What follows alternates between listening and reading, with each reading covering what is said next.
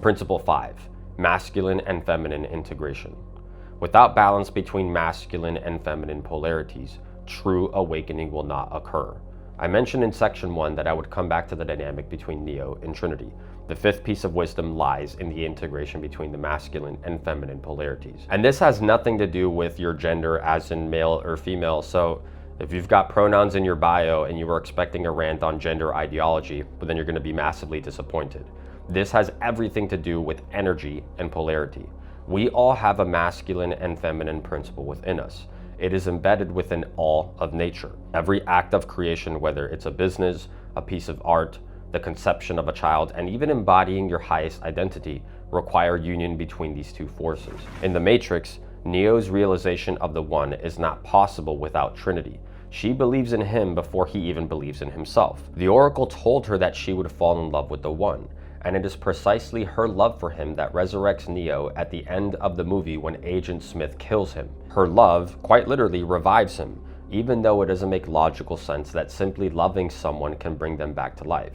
But that's the point, because reality is a game of frequency first and logic second. The masculine force is associated with structure, logic, direction, action, penetration, and discipline.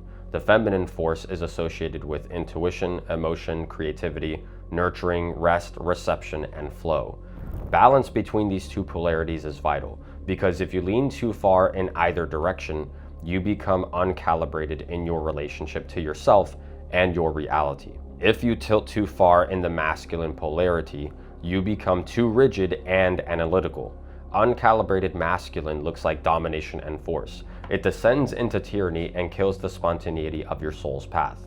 Tilt too far in the feminine polarity, and you become stuck in ungrounded passivity, never executing in the physical. When divine feminine and masculine come together, miracles are manifest. But what looks like a miracle to the uninitiated soul is simply the inevitable outcome of a harmonious balance between polarities. And I'm emphasizing this piece of wisdom because even though this is a sci-fi movie, on some level, we all understand the power that love has to influence our realities. Love is not just a romantic feeling you have towards someone you're attracted to.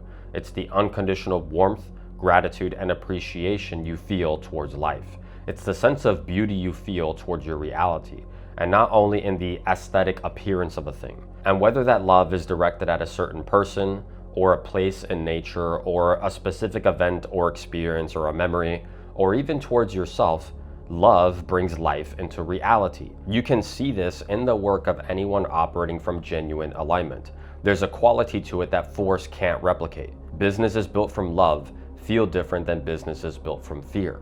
Relationships rooted in love feel far more expansive than relationships rooted in obligation or force. The difference is not aesthetic, it's energetic, and people can feel it. You can tell when someone really loves themselves and loves their world. You can see it in their eyes. You can feel it in how they carry themselves. You can feel it through the words they speak and the frequency they radiate. That force is the harmonization between masculine and feminine, and it breathes life into the soul of a being, and consequently breathes life into everything they do. This hidden piece of wisdom is simple but true.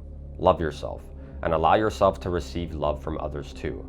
And although this piece of wisdom is probably the most obvious and least spiritually dense than the others in this video, it is the most relevant, especially with how chaotic and hateful the world is nowadays.